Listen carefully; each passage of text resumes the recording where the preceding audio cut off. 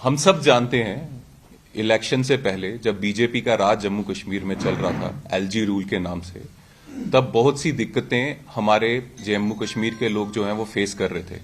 और कांग्रेस पार्टी ने पूरे जम्मू कश्मीर में, चाहे जम्मू रीजन हो कश्मीर रीजन हो, उन मुद्दों को उठाने का काम किया था।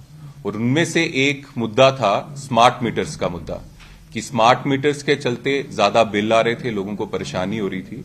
और हमारा ये वचन था, हमने ये प्रॉमिस किया था कि स्मार्ट मीटर्स हम नहीं लगने देंगे और साथ ही साथ स्टेटहुड को वापस लाएंगे।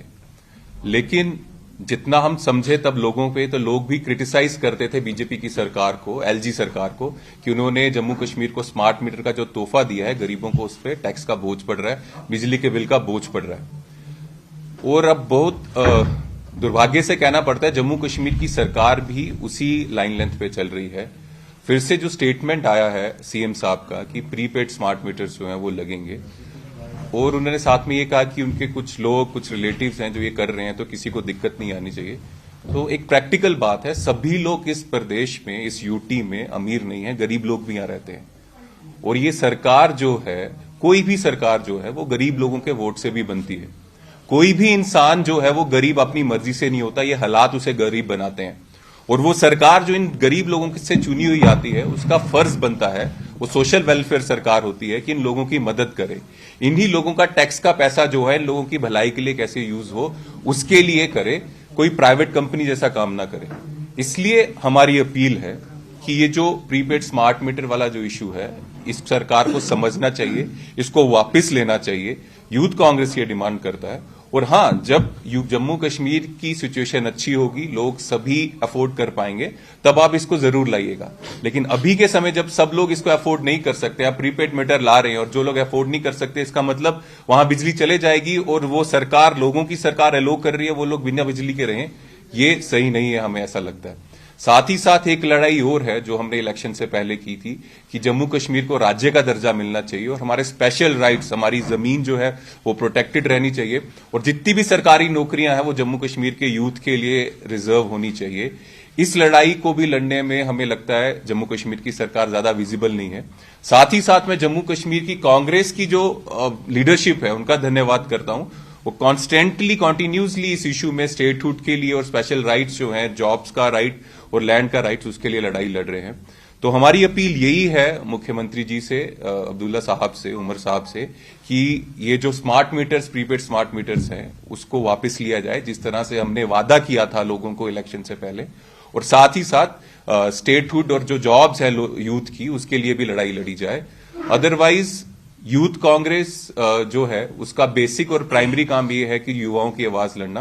तो हमें ये आवाज बीजेपी सरकार और जम्मू कश्मीर सरकार के खिलाफ अगर खड़ा होना पड़ेगा इन मुद्दों के लिए, तो हम खड़े होंगे।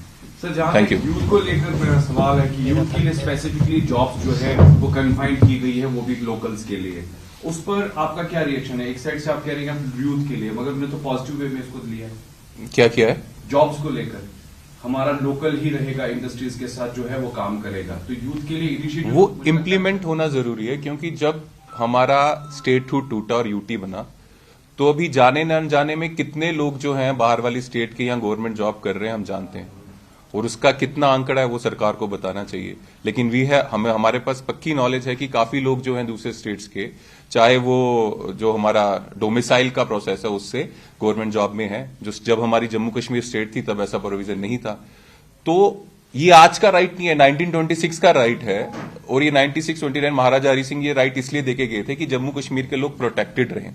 जम्मू कश्मीर बाकी स्टेट की तरह हम कंपेयर नहीं कर सकते हैं। यहाँ पे क्लाइमेट की भी हमें मार झेलनी पड़ती है, एक तरफ से पाकिस्तान है, एक तरफ से चाइना है। तो यहाँ के लोगों को स्पेशल जो राइट्स है वो देने की जरूरत है, जैसे पहले थी, जो बीजेपी ने हमसे छीन ली। स्टेटहुड को लेकर क्या बात करना चाहेंगे? स्टेटहुड जो है एक बड़ा मुद्दा है और जिस पर सबकी नजर भी है। आपको लगता है कि जिस तरीके से पार्लियामेंट में खासतौर पर फ्लोर ऑफ द हाउस ने कहा है, तो वो चीज क्यों आपको लग रहा है कि ड्रैग हो रही, but expectations are very high? देखिए, एग्रेसिव रहना पड़ेगा। जितना कैजुअल हम बीजेपी को जानते हैं, जब फार्मर्स प्रोटेस्ट हुआ तो 700 से 800 जो किसान थे वो शहीद हो गए। फिर जाके थोड़ी इनकी कान में से जू जो है थोड़ी रेंगी, तब इनको जाग आई बीजेपी वालों को। तो इतने प्यार से पोलाइटली से इनसे मांगेंगे तो मुझे लगता नहीं कुछ होने वाला है। हमें इसके लिए कॉन्टिन्यूसली और एग्रेसिवली इसको हैमर करता रहने पड़ेगा। जिस तरह से कांग्रेस पार्टी की स्टेट की लीडरशिप हमेशा रियासत की बात करती है, हमारी रियासत हमारा हक, उस तरह से मुझे लगता है जेएंडके गवर्नमेंट को और सीएम को भी बार बार ये याद दिलाना चाहिए कि जम्मू कश्मीर को स्टेटहुड देना जम्मू कश्मीर के लोगों का राइट है। आपका मानना है सड़कों पर उतरना है बार बार? जरूर उतरना चाहिए। अगर सड़कों में नहीं उतरेंगे तो ये लोग कैसे मानेंगे? अगर किसान भी ये मान लेते कि अगर हम धरना नहीं रखते, अगर हम अपने लिए खून पसीना एक नहीं करते, तो वो अपनी राइट्स, अपनी लड़ाई यहां तक थोड़ी ना लेके जाते।